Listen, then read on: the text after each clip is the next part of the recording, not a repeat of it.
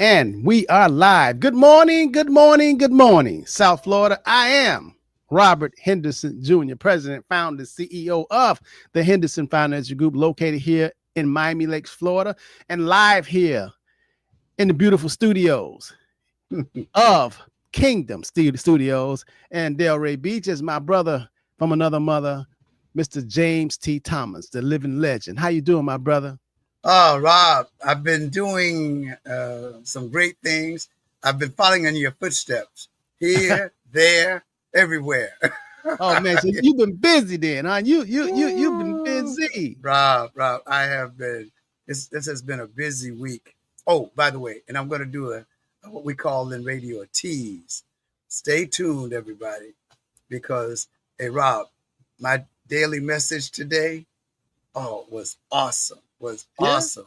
Yeah, oh man, I got a great word for all of us coming up at the end of the show today. So You hey, know we stand need by. that. You know we Stand, need the word because in the beginning there was the word. The hey, word. all that other stuff, Rob, came after that, right?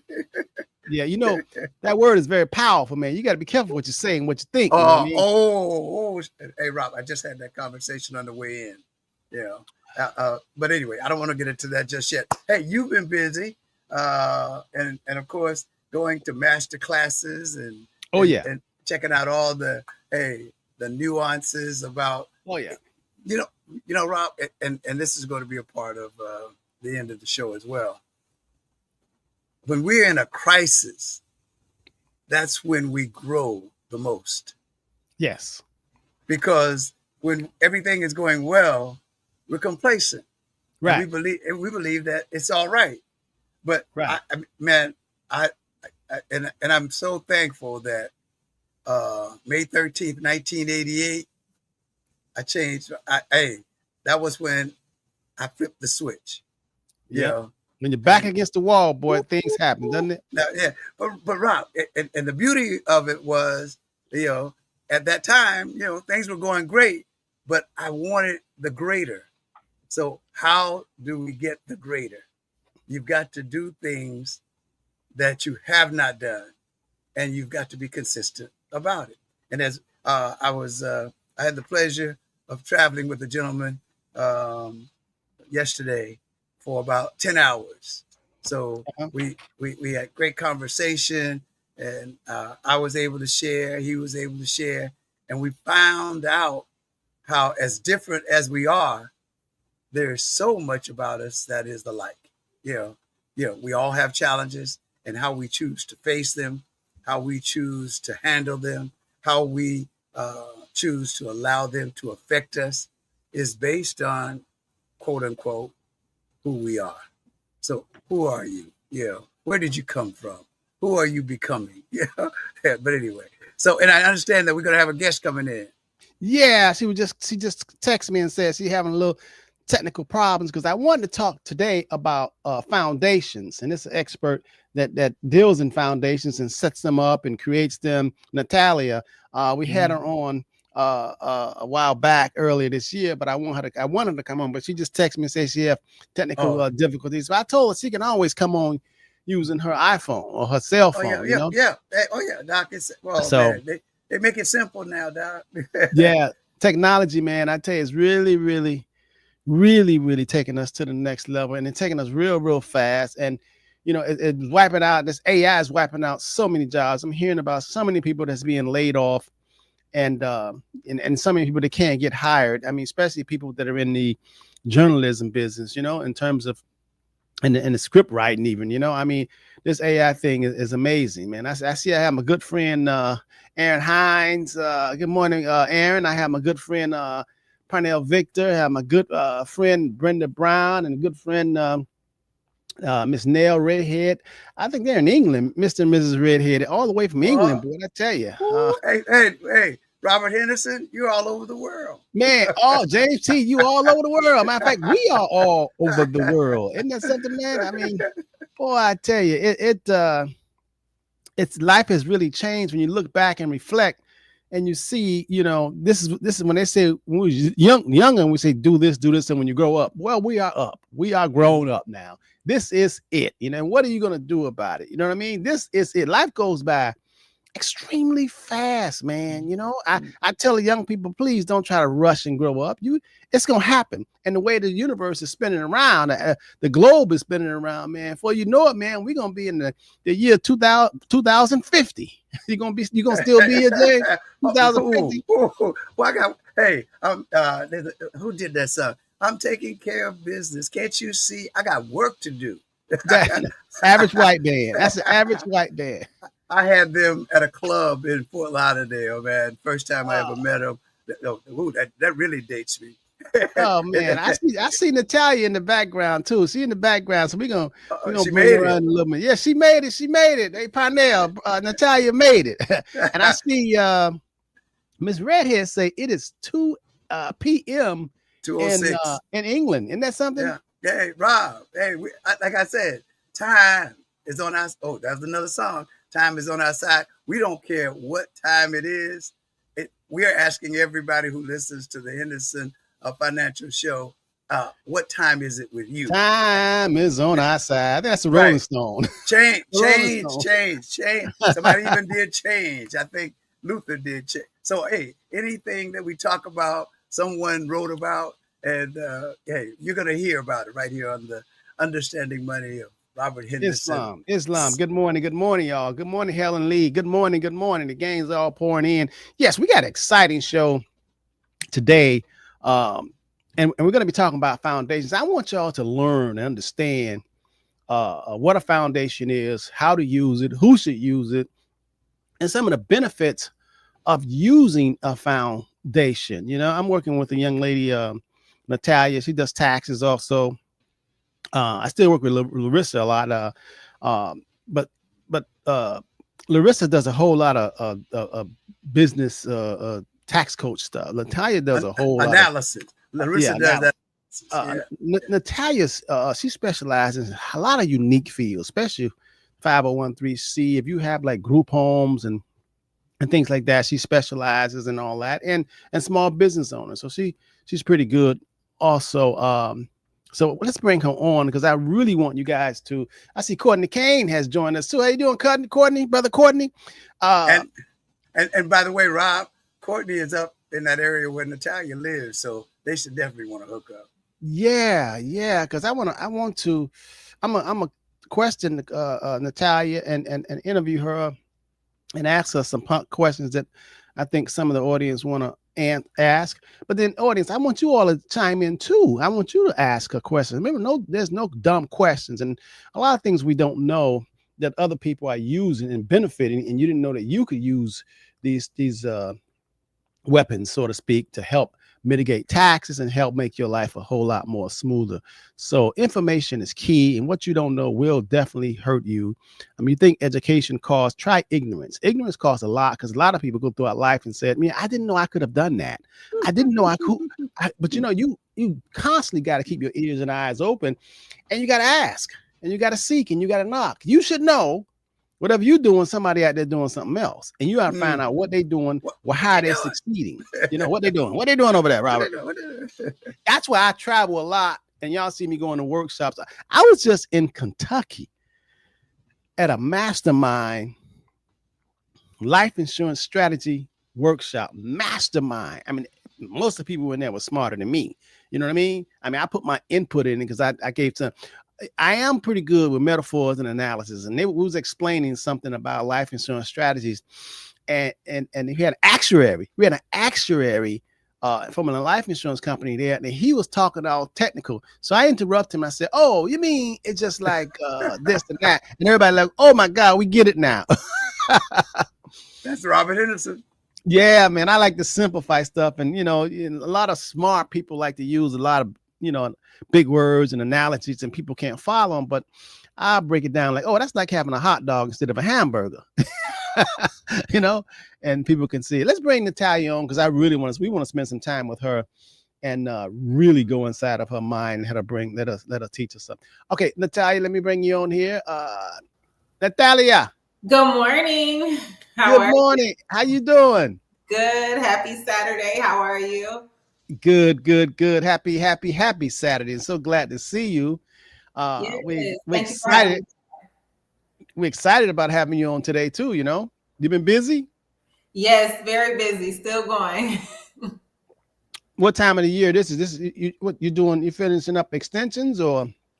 We're working into the extension deadline in October and still working on tax planning and preparing for the new year. So catching up on books as well. So still busy. That's excellent, excellent. So I call Natalia because I know that she creates foundations for people, and she does do it just in a very inexpensive price. I've never seen anybody that can actually do it as fast and knock it out like her. So that's why I wanted her to come on and talk to me like I'm a 6-year-old. You know what I mean? So I'm gonna ask some of the questions, but I do want some of the audience to ask any questions that they may have. Don't be bashful. When you get to a certain age, especially when you get at least 40 years old, man, you should not be ashamed to raise your hand and ask a question. Rob, hey, Rob, I got a question.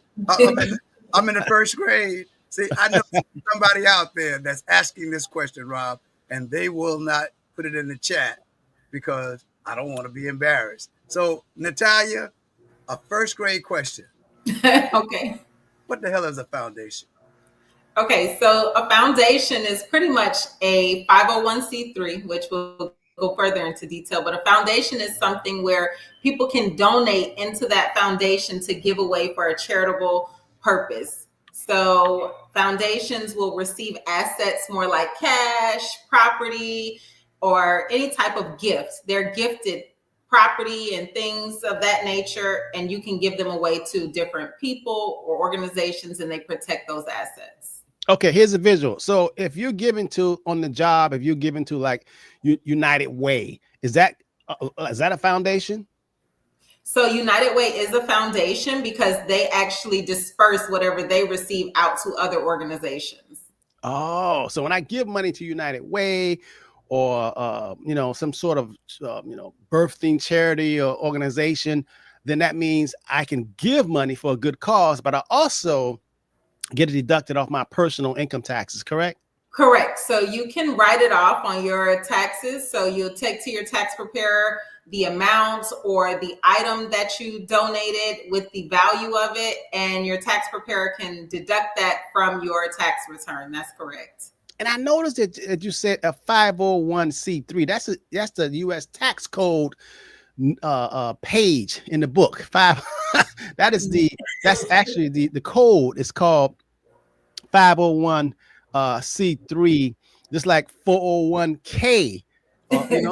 Is in the tax code. This is on let's say page for IRA. IRA is a code also, but the foundation it's a 501. It's under the 501c3 charitable contribution deduction programs, correct? Correct.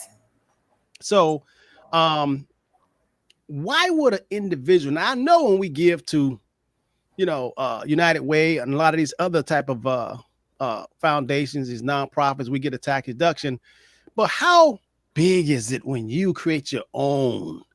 I mean, why would someone create their own foundation? When you create your own foundation, can you still give money to that foundation, your own foundation, and get a tax deduction also? Yes, you can. So couple things. You have a foundation and a charity. They're typically split into two different terms. The foundation is more so operated by the donors. So it's more of a legacy. It's more of operated by donors. That means every person that gives to that foundation pretty much controls that organization. As for a charity is managed and controlled by its board members. So typically you'll say, I'll have 3 or 4 or 5 board members. They control the charity. Okay. And then when you come together, you can donate into both of those, and anything you donate into both of those can be written off, but only if they have a 501c3. So IRS will only consider it a formal foundation or a charity if you have a 501c3. If you just donate to a foundation and charity and they don't have the golden ticket or letter from IRS that says they are tax exempt, you cannot write off your donation. Yeah, I learned that the hard way I remember I really did, man. I remember I used to, boys, I mean, Optimist, the local Optimist club in the neighborhood, from Carroll City to New Orleans to, I mean, people would just come to me and they say, Henderson will give you some money. Henderson will donate. So I bet $500 here for the jersey, donate for this Optimist, the Pee Wee Club. And then one time the IRS audited me and they said, oh, I see you giving all this money to these Optimist clubs. And he says, yes. I said, yes, for a good cause. And he says, I want to see their 501c3 paper. I says, no problem. So I called. And they didn't have one. I call all the Optimist clubs. I call them the Pee Wee clubs and all that baseball. And I say, hey, man, just send me over your 501c3 paperwork. They say, Henderson, we don't have one. I said, what? What? I got to pay a penalty now? Y'all duke me? I thought I was giving to a charity. So now, that's been about 15 years ago. So now anybody asks me and they say, Rob, can you give to this cause? I say, let me see your paperwork. You got to first send me your 501c3 paperwork that says you are exempt. So when I give to you, I can deduct it. So we both win. You get the money, I get the tax deduction. So that's great that you brought that up. And I'm hoping everybody get that. When you give to a charity or foundation, just make sure they do have that 501c3, because if you ever get audited, the IRS will come at you. And the IRS, for some reason, know I was giving in the hood, so they figured them dudes ain't got no 501. That dude, he figured, nah, he's like, Henderson, I can't believe all these these people in the hood that got these organizations you give money to. I can't believe they on the up and up. They got their paperwork. And true enough, he tried me and they didn't. And I learned something, and it was costly. I had to pay extra. But okay. And Robert, that's one of the things we would do at the radio station. Of course, a lot of times we run PSAs and all of that to support these organizations. But we would always tell them, if you are going to be a charitable organization in the community, you should get the proper paperwork so that, hey, others can give too. But, most times people said, hey, we just want to get enough money to do this for this year, that year. So my question is going to be, if I have a foundation, can my foundation support other foundations? And if so, what would be the advantage of co-opting and working together with other foundations? Is there a benefit? Well, it's already happening without actually understanding it's happening. Yes, it's a huge benefit because you come together as a community. So United Way, for example, does not work alone. They work with the Children's Home Society. They work with a bunch of other organizations, the Jim Moran Foundation. All of those foundations come together. Jackson Hospital, Jackson Memorial, they have a foundation. All of them work together, and they pretty much bridge all the problems and donate that money that they receive out to other organizations and foundations. So it's happening. It's a huge benefit because you can receive more money. You can tackle other problems out in the community. So everyone has a different initiative. So you receive more money in, you can do more as far as have a larger impact is giving out as well. So on a smaller scale, you can do it as well, not just as on a large scale. And I'm leading to what I think that our community needs. And that is all of the quote unquote Robert Hendersons and others that are giving to help build our community and to support our communities. That is why it's so important that we network together and everybody has their proper paperwork. Am I correct? Yes, I definitely agree. And I think that it should start on a basic community level with the little leagues. All of the little leagues that come together, everyone doesn't have their paperwork, and we send the kids out to fundraise, and a lot of them can't afford a lot of their uniform gear when they're signing up for registration. But this is definitely for the little leagues, the Boy Scouts, the Girl Scouts, or any organizations you're coming up for the youth. Just make sure beforehand you get the paperwork, because not only are you setting the foundation for yourself, you're setting it for the youth. You're knocking out a lot of problems for yourself if when you have this genius idea, you go apply for your 501c3, and there are two different options. You can do a smaller level or a larger level for the application. Yeah, I see my buddy here, big baller Courtney Kane here. So let's say Mr. Courtney Kane, you know, he balling and he needs some tax deductions. Now I know the IRS don't like you to set up anything just for tax write-off. It has to be for a cause. So but Mr. Kane got a big heart and he wants to give. Also, he wants to lower his taxes. So what is one of the strategies if Mr. Kane set up a foundation, you know, say he likes to hunt and fish and all that kind of stuff. How can he lower his personal income tax and set up a foundation to also help others and get a tax deduction? Walk me through that. So the primary way that he would be able to do that is by donating into his organization. His foundation. His foundation. So most of the time, board members or the individual who's the founder, they donate to start up that organization, and all of that funding can be written off. And there are sometimes dues from the board members. So if he has dues, if he decides to contribute, whatever he donates, as long as it's the 501c3, he can write that off. And what's also the max? What's the max that he can donate? So that depends on what type of 501c3 that you actually obtain. There are two different tiers. One caps at 50,000 and one is unlimited.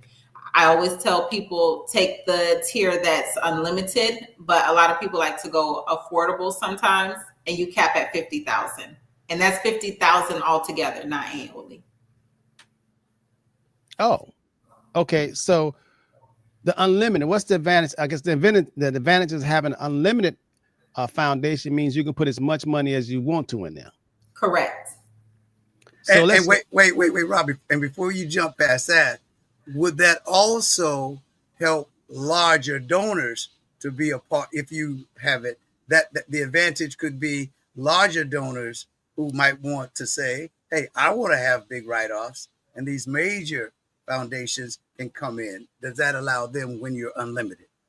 Yes. So when you're unlimited, it opens up sponsorships from companies like Bank of America, also the county, the city. You have larger donors as far as sponsorships, and then you have larger that would like to donate maybe 10, 20,000, or maybe they might even give you a building, but the building is valued past 50,000. If someone gives you a building and you have the one that's restricted at 50,000, the building cannot be valued more than 50,000. Neither can the vehicle. That's key. Yeah. Now, setting up a foundation and the charitable, because it has to have some sort of charitable intent too. Is that true? Yes, you have to have a purpose and a mission. You have to actually have a reason for this. Not I want to write this off on your taxes. So you can have a reason for taking a purpose, a mission to taking underserved kids out hunting or fishing or whatever. I mean, would that work? Yes, it's mentoring, just like the back to school drives. A lot of people are gathering backpacks and they don't have a 501c3 either. And they should turn that into a charity. Every time that you do back to school drives, you give turkeys away, Christmas gifts, or you take a child hunting. It's mentoring and giving back. So in the case of Mr. Kane's hunting and fishing and actually mentoring kids and things like that. And he likes to do it also. So all of his equipment, when he takes the kid out there, all his expenses and everything, he can actually donate to the foundation. And the foundation mission is to help with these underserved kids, and all that's a tax deduction for his personal income taxes. Correct. He just has to have a structure. I would say, if you're going to make this something that you're working with and you're giving back and make an impact, definitely say maybe you'll do it once a month. Once a month, maybe you'll take 5 or 10 kids fishing. And long as you have some type of structure to this foundation, it's considered a charitable organization. Man, the more money he put in there, the more money he taking off his taxes and tax liability. Correct. Oh, I love that. I love that. Now, let me tell you, let me ask you a question, because we know that a lot of wealthy people have foundations. Mm-hmm. They have that and they give. And me and James are always talking about we always say, the more you give, the more you receive. And a lot of people don't understand that, especially broke people. But there is something that most people don't understand. They say, well, how can I give when I don't have anything? You got to get past that. You have to serve. That's why you have a lot of wealthy people giving. They don't just, I mean, they give to help the world. You know, the Gates Foundation, you know, the Rockefellers and the Jobs and I mean the Ford Foundation. They really give to help and serve, but they also help and serving themselves.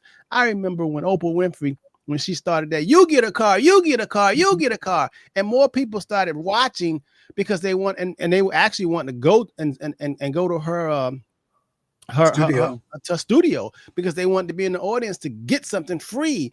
Now, people, when they heard about you get a car, you get a car, you get books or whatever, everything, they were really wanting to get in that studio. She had more audience viewers also. And when she said you get a car, you get a car, she would give them a car, but she was getting a tax deduction. So she was doing good twice. She was giving them a car, but she was writing off some of them taxes. At the same time, she was creating more viewers and more viewers. That means she made more money for commercial when she sold the commercials. I mean, most people don't understand economics, how it works. You could really do good by giving and helping people. You can make more money. And that's what me and James are always talking about. The more you give, the greater you are. And people just don't get it because they don't understand it. You know, that's why I really wanted you to come on and talk about the importance of setting up a foundation. Now, does setting up a foundation, does it cost a lot? It can vary. You know, setting up the foundation is just one part. That's just the application with IRS. It can vary from a couple $100 to maybe $1,500, depending on who you go to. It could go up to $2,000, $3,000. But in order to obtain these applications, especially the unlimited, you have to prepare and structure your organization. So you have to develop the foundation as far as a mission, a vision, your board members, resumes. There is a lot that goes into it, and what programs that your organization offers. So it's simple for someone myself to help you, but it does cost in price range. It can go anywhere from maybe $600 to maybe $2,000. Okay. Now, consultation, if someone has that idea, I think consultation is almost paramount. You have to find someone and then explain to them what your idea is so that you can get it together. Am I correct? Right. So I work with a lot of people who come in first and say, hey, I have an idea. I'd like to I'd like to start a nonprofit. And typically we start on a consultation basis, as you mentioned. So I offer typically a free consultation. Most people will offer, or business consultants will offer, a consultation to gather the details of your idea and how far they can go with helping you. You know, when you like, there's so much terminology. There's so much terminology. You know, you hear the word foundation, then you hear the word charity, and then you hear the word nonprofit. All the same in one, just different groups. Say it again. They're all the same in one, just different groups, but they're both nonprofits. So a nonprofit is either a charity or a foundation. So nonprofit at the top tier, and then under that you have the foundation or charity. So what's the difference between a foundation and a charity? So back to kind of where we started with, the charity is owned by your board, is not owned. The charity is controlled by your board members. You have 3, 4, 5. You have like a set of board members. It's controlled by your board members. The charity has a purpose where they actually operate maybe activities, events, programs. Foundations are more so just receiving the assets and reallocating them to charities that have activities going on in the community. So what would if I'm starting a church, what would that fall under? That would fall under a charity. Okay. All right. Courtney has a question there. Courtney says, I have a community development corporation It's a 501c3. How difficult would it be to turn it into a foundation? Well, if you just write a letter to, you kind of submit a letter to IRS just explaining you're changing the purpose of the organization. Okay. Courtney, you got that? Now here's go ahead. Is that really what he wants to do, though? So that's something he would consult with someone on. Right. Because now with his 501c3, he probably has board members. So if there's a conflict, because I was going to get to the question of, well, let me finish with this one. The 501c3, if you already have board members and now you want to turn that into a foundation, that can, not that it would, create conflict with some of the members. Have you seen that, and how have you dealt with it? Yes, so you have to, one, it has to be voted on now because you're a board member. Everyone has to say yes. You may be able to get everyone to say yes to that, and then you write IRS, you apply for the organization to be a foundation or transition it to a foundation. Now it's no longer controlled by the board. All of the donors and how much the percentage of what they're giving is now the controlling party of your foundation. And all you're doing is basically bringing money in and sending it back out. You're not doing any activities. You're not hosting really too many events except for maybe a gala or an art auction or things of that nature. Now that brings me to the next thing. Once I have the foundation, can they be family members or must they not be family members? They can still be family members because there are family foundations leaving. Like you might see a Henderson or a Kingdom foundations, and it may go to their children or it may go to a college. It just depends. So foundations just redistribute the funds. Yeah, I have a family foundation, James. So it could be just be me and my family. So, but let me ask you a question. What's the advantage of Courtney, or what's the disadvantages of his community development corporation and changing it into a foundation? What is the advantage and what is the disadvantage from your point of view? That's a real tailored question. I really would have to speak with Courtney depending on what he would want. But going for her, did you say? Yeah, I'm saying, I know you have to find out his goals and objectives. Yes. So going from a charity, you have a lot more freedom. Foundations are more controlled with rules by IRS. So there are a lot more rules and restrictions from IRS on the foundations, and they actually audit and analyze the foundations a lot more than they do the charities. So that's the first. You'll be reviewed a lot more or a lot heavier by IRS. The second is with the charities, you lose the option to just go get smaller to medium-sized funding. So with the charity, you can go to, like I said, Bank of America and say, hey, I have a purpose in the community here. You can go to the city. With the foundation, they really don't receive contributions on that level. You really have just donors that say, I'm going to donate 100,000 to you. I just put a chunk of money so I can do my taxes. Right. Donors are like, hey, we have this foundation and we're going to dump money into it. You don't get private funding anymore. Yeah, right. When you have well, it depends on how you use it. You have a lot of athletes that have foundation. Basically, they'll dump their own money in and get a tax deduction, but then they'll do good. So it's a little bit more controlling. It's you don't have all that board, and you have more control. Let me see. I'm trying to think of some more questions that the audience probably. Hey, Courtney, that was good questions. Anybody else have questions in terms? I know y'all are not experts in terms of foundations or charitable organizations. Do you recommend them when you do in your tax strategy? Do you see a situation where someone can use it to help them to do good in the community and also benefit tax wise? Did you come across situations like that? Do you recommend them, or you wait for people to just come to you and ask for you? No. So it depends. If they're speaking on something where they already are giving, sometimes it starts in the heart, right? So you mentioned you can always do something even if you're broke. So a lot of people volunteer. Okay. And I start there. If I find an individual who's always volunteering, that's the start of being giving. That's the start of giving. That's the start of being charitable. Right. So from there, if I see an individual that's like, oh, I donate to the church, maybe 10,000. I have clients that deliver services for churches or other organizations that are nonprofits, and they're just doing it out of the goodness of their heart, and it's thousands of dollars. I tell them maybe we should turn this into, an organization, a foundation, or a charity, because you're giving back.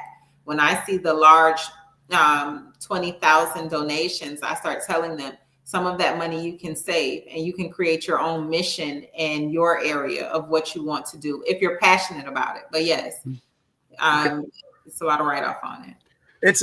Robert, I have a question for Natalia as well, because before I ever met Mr. Henderson, and before, of course, I ever met you, and thank you for your efforts as well with my family, because we've been trying to get family members as well as community leaders to recognize that there are more ways for us to, quote unquote, gentrify our own communities if we would collectively come together and get the kind of counseling that you're talking about with organizations that are out giving. Some people have not so much money, but they have time. So there used to be a time when people would ask me to do things, and rather than me to host an event or whatever, MC a thing, and I wanted to do it charitably, I didn't know any better at the time. But what I'd say is, I'm not free.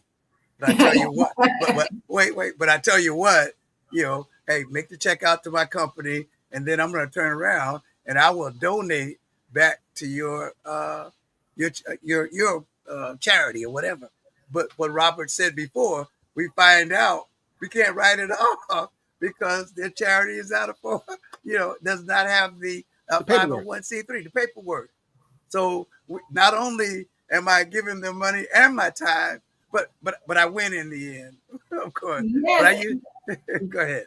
The reason why I say volunteering, because even down to driving your car, like you can write off the mileage that you use to work with a charity or a foundation. So every time you drive to that foundation or charity, you can track the mileage and write that mileage off, even if you don't have a business. And individuals don't know that. The clothes that you donate to Goodwill, you write it off. Anything that you deliver, it's a write-off. So again, it starts from within your heart, volunteering, and then from there, if you just decide you want to take advantage of it, it's on a monetary level. That's where you write it off in your taxes and you create your organization. Yeah. Okay, let's get to the investment part. Okay. All right, so get to the investment part. Okay, so say that I want to buy some stocks and I have a foundation. I open up a foundation because I also want to help people, feed people, hungry people, whatever. But I have all this money because I put in, $50,000 a year into my foundation. But also I have some money in there, but I want to buy some stocks in Apple. I want to buy some stocks in, McDonald's or Amazon or whatever, Can my foundation also have a stock account? Yes. Now, since it's a 501(c)(3), do I have to pay taxes on that stock account? No. Woo! That's what I'm talking about.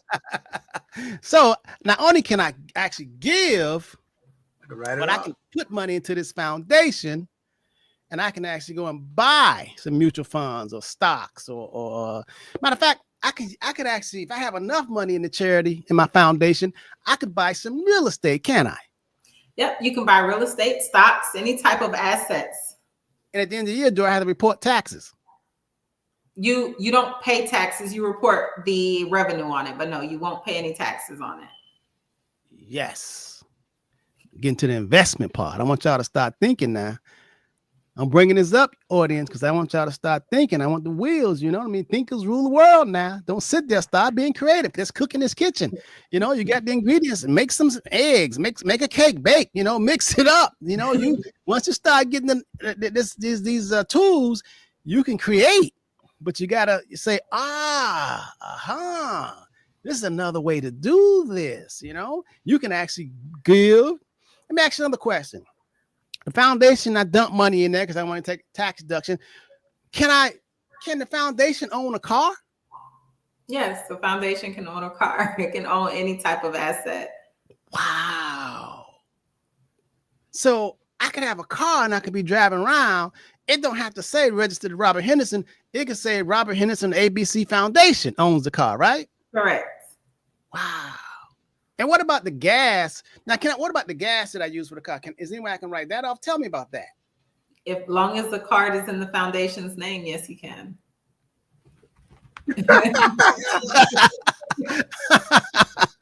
Now we get into it. My good friend from high school, 7th grade. We used to be in the band in the back playing. Aaron Hines. What's up, Aaron? Okay, Aaron say, what percentage of the funds can one write off? For example, Robert's Home Foundation. And must the funds in the foundation be distributed out? Can you see that? That's what he's saying. That's what he wrote. I don't see it, but anything that's donated to an organization, it's 100%. You write off 100%, dollar for dollar. So that's the That's why I like to help people with strategies like that, because it is dollar for dollar. And what was the other part of his question again? Let me see. Let me read it over. Must the funds in the foundation be distributed out? Yes, but there's not a time set. So it depends on the rules of the foundation. So if the donors donate $1 million that year, then they may say, hey, we're going to donate $1 million, but whatever agreement you come up with, they may have a distribution date. So they may say you must disperse by this date, but you can keep the $1 million in there for the next 5 years if you want. But typically there is a date that the donors come up with. As far as charities, the money can sit there for 20 years, just long as you're dispersed, you're using it for your mission and operation. So let me ask you another question. Let's say that I wanted to get additional life insurance and I have this foundation. 2 ways I can buy life insurance. I could go out of my pocket and I could pay for a life insurance policy and not get a tax deduction. Or I can actually donate the cost of the life insurance to my foundation, get a charitable deduction. Now, after I put that money inside the foundation, can the foundation actually buy a policy on Robert Henderson?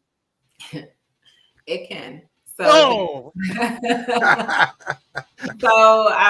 just as a regular company offers life insurance benefits, nonprofits, which are charities and foundations, have the operation for payroll benefits as well, or life insurance benefits. They can typically take out a life insurance policy for a board member or employee. Boy, that's good stuff. Okay, here come Parnell. We're bringing them out now. They're coming out now. They're starting to think. They're cooking. They say, Robbie was making me think. So Parnell says, at what income and net worth do you suggest you start looking at a foundation strategy? Well, I tell you, start off with just the charity level and work your way to the foundation so you understand the basics, because there are more rules for the foundation. So if you're looking to just introduce yourself to this strategy, start with a charity. I would still say do the unlimited, and then you don't have to renew it at any other time. If you start with a $50,000 restriction, you have to later go back and apply to become unlimited. So don't waste your money doing it twice. Save your money, do the unlimited, and start with the charity. Less rules, less problems from IRS. So when you start with the charity, basically you're just getting you're getting the charity. You can call it whatever you want to call it, and it's a 501c3 basically you're getting. Correct. Okay, and then you can still do the same stuff I just talked about, correct? You can still do the same things. It's just not considered a foundation run by donors. Is there is there an amount that you need to start with, a maximum, or an amount that you could start your charity? You can start your charity with $1. Woo. So long as you're applying, that does not include the application cost. You pay for your application costs to develop the foundation and charity. And after that, if you want to open the bank account and say, I'm starting with $1, you can. And as you work your way you can continue to contribute to that foundation or charity throughout the year. Okay. And having a charity, man, that's pretty good, because we should be helping each other and giving. And as you giving, where you're giving some clothes or giving by whatever you're giving, that's really a good thing. That's why the universe reward those who give. Y'all can't imagine how much I give per year. And I do it out of the goodness of my heart, but I also get, like Oprah, I get a tax deduction too. So I'm really helping you and I'm helping myself. I really, really do. I mean, I give a lot. I'm telling you, and to much is given, much is required, and you have to. You can't just soak stuff up and just like, hey, I'm me. That's selfishness, and the universe doesn't like that. You just don't get really blessed for that. When you give, I promise you're going to start receiving more, and it's going to come from everywhere. And you're like, how did that happen? How did that happen? This is some invisible stuff, man. I'm telling you. So you really ought to be a giver. And then you'll start seeing things open up for you. So to answer the question, Parnell, Natalia said this, you don't have to be a millionaire. You don't have to make all this money. You just have to have a good heart, a good intent, and have some strategy to help others and help yourself. So I like the charity. You don't have to start off with a foundation. You can start off with a charity. Rob, one of the things that I would like for our viewers and our listeners to see as well, when you are truly giving, you never know who you're going to attract. And where you would think that about the people in the community or the business, or the Robert Hendersons or the Natalias, you would think, okay, they could probably give me a few thousand or a couple hundred or whatever. But then you'll meet that person whose heart you touch. And if you are set up properly, you never know what amount that they may want to donate to what you're doing. Absolutely. So be aware of that when you start doing this. Usually we're just thinking about we want to think about the people we know, but there are people out there that we don't know that would have, and if you set up properly, as Robert says, they give, you win, and they win. Everybody wins. Here's another friend of mine. He gave me my first Burger King job. The manager, David K. Welch. Boy, I tell you, that I don't think I was like 15 years old. My God. So Mr. David K. Welch says, what is the application cost again? So it varies. IRS has a fee for the application itself, and they range anywhere from around the $275 to about $700. That's the flat application fee itself. Okay. Now, Courtney says, so true, James. So, okay. Natalia, I want you to give out your contact information. I want one of you all who posting to write this number down so everybody can have it. How do they contact you to ask you more questions? And they'll say, okay, I heard you and I saw you with James T. and Robert Henderson on the Understanding Money show. That's the magic word. That's the open sesame to talk to you. You got to have the buzzword. So how can they contact you, Natalia? So you can contact me. I just added my number on there. So you should see my number by my name if it's displayed right now. So that's okay. The office line. It comes across as 888 1-888-330-9466. That's our office line. Okay. And then also the website is www.executive-drive.com. And that's without the E in the front. So I'm just adding that on here as well for you guys. So you don't have to worry about mixing it up. And you should see the website address as well. So it doesn't start with an E, it starts with an X, right? Starts with the X, that's right. Okay, now you did cover up the number. But it's XECUTIVE drive.com. Oh, I see. So it's extra as an X-ray. Then Yes. it's E. ExecutiveDrive.com. Okay, yeah, that's cool. That's cool. ExecutiveDrive.com. Mm-hmm. And then the telephone number is 888. 1-888-330-9466. That's right. And y'all get to just say, hey, I saw you with James and Robert on the Understanding Money show. You know, there's a lot of creative ways that you can help others and help yourself. And that's how a lot of us are missing out, because we just being complacent and just doing what everybody else doing. You need to be trying to find out, what are they doing over there? How are they benefiting?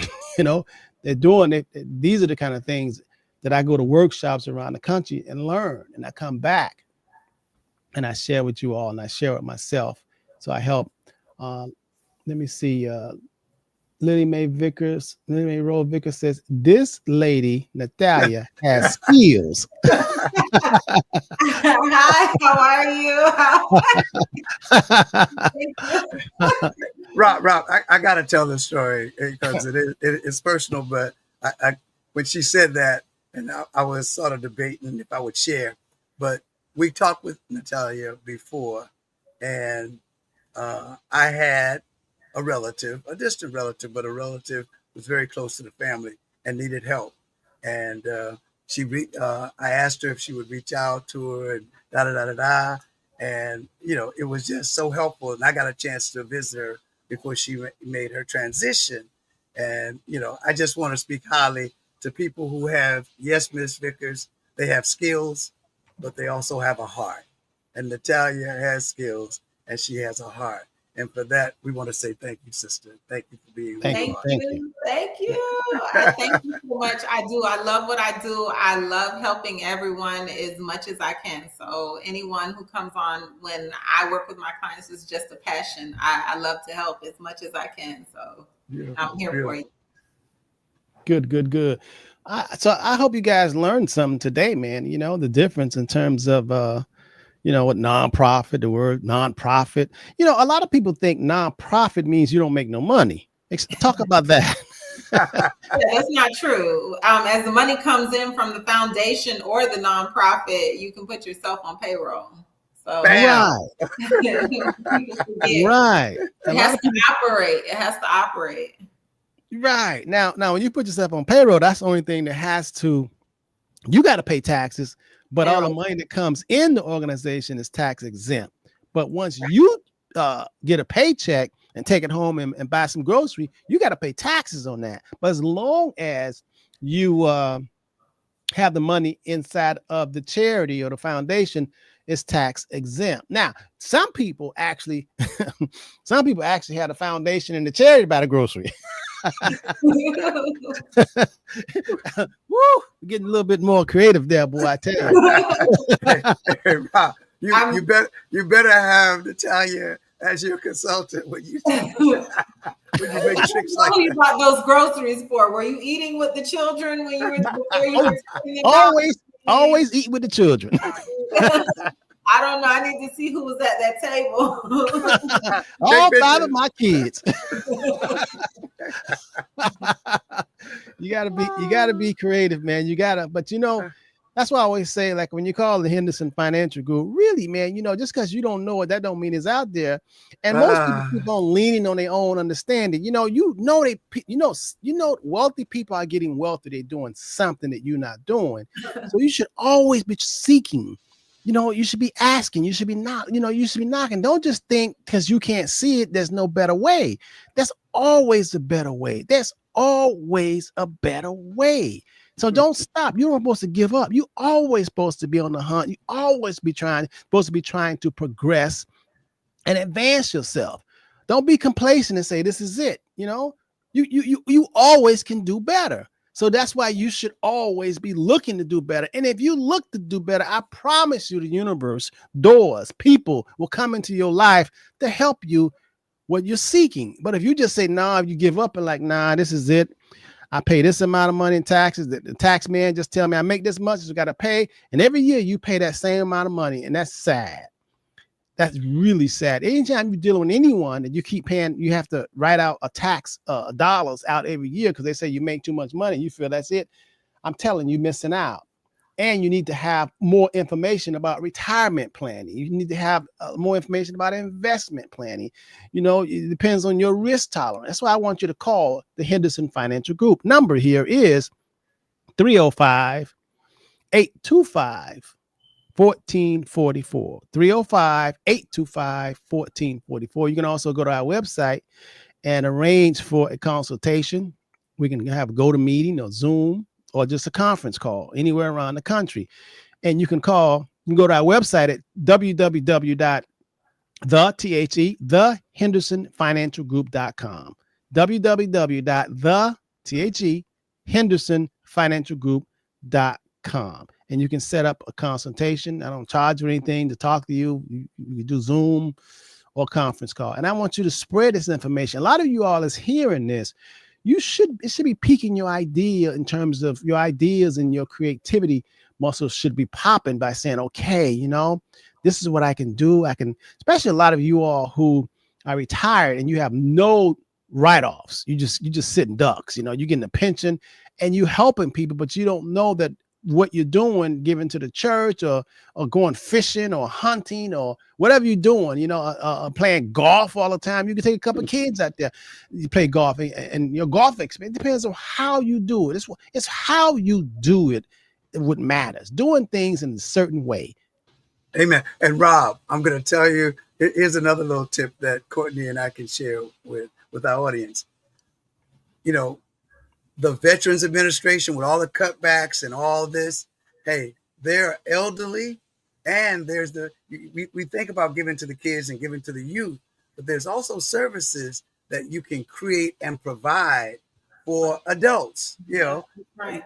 And may I say, I am a vet, so I'm not saying for me personally, but there are veterans, you know, who are having issues, and there are veterans who would love to go on a fishing trip or maybe a hunting trip, or just an event in the community to set up in the community with your charity. I support a charity here in Delray where they do seniors, and I remember I think it was an election day, and I was there when I met the director, and she was talking about, James, we're doing these events and we're taking these trips, and that I said, hey, let's go inside. Hey, let's go on social media here, and let's just talk about what you need. And I'm going to be the first to donate. You know, now I don't remember if I checked to see if they had a 501c3 or whatever, but hey, you know, I know it works out because I know my mom, when she was alive, she would go to Pompey Park. I know my sister would go to Pompey, you know. So, but we need, as Robert say, we need to do these certain things a certain way. And the certain way is a right way when you can get consultants from people like Natalia and Robert Henderson. So folks, reach out and share with other people. You know, wow. I mean, we all know people in the community that are serving. You know, Robert and I, you know, we always find people that have need. And many of these services that we support, they're being cut now. You know, they're not getting the funds. So we have to really do more. And we can do more by creating, a charity. We can do more by creating a foundation. We can do more by contacting the Henderson Financial Group or Natalia and her organization to say, hey, help me to help others. And believe me, if you do that, he said he'd open up the windows of heaven and pour out blessings you don't have room enough to hold. Amen. Islam Gruber has another question, the final question before you go. She says, are foundations exempt from lawsuits? No. I don't listen, Islam, you can sue anybody. Anybody. Them lawyers out here so desperate, they'll take any case. But you can sue anybody. Now, life insurance is lawsuit protected and creditor proof. That's life insurance. That's a rule. But foundations or charity. I mean, you can sue anybody. You get, but I don't know if they're gonna win. Depends on the case. Just don't go out there and do nothing wrong. Tax exempt, not lawsuit exempt. You're right. Right. They're not lawsuit exempt. You know what I mean? They might not win, but they're not lawsuit exempt. You can file a lawsuit on anybody. Okay. Natalia, listen, we want to thank you so much for coming. Thank you. You break it down, to us like 6-year-old and you keep it simple. Yes. So I really appreciate that. So any more questions, any more last questions before we let Natalia go, before we all go? Time is flying. All right. So y'all got the number. Natalia's number is 888-330-9466. And you can go to www.executive, start with an X, and that's XECUTIVE drive, DRIVE.com. And just let her know that you saw her and heard her on Understanding Money show, and she'd definitely be kind to you. Okay.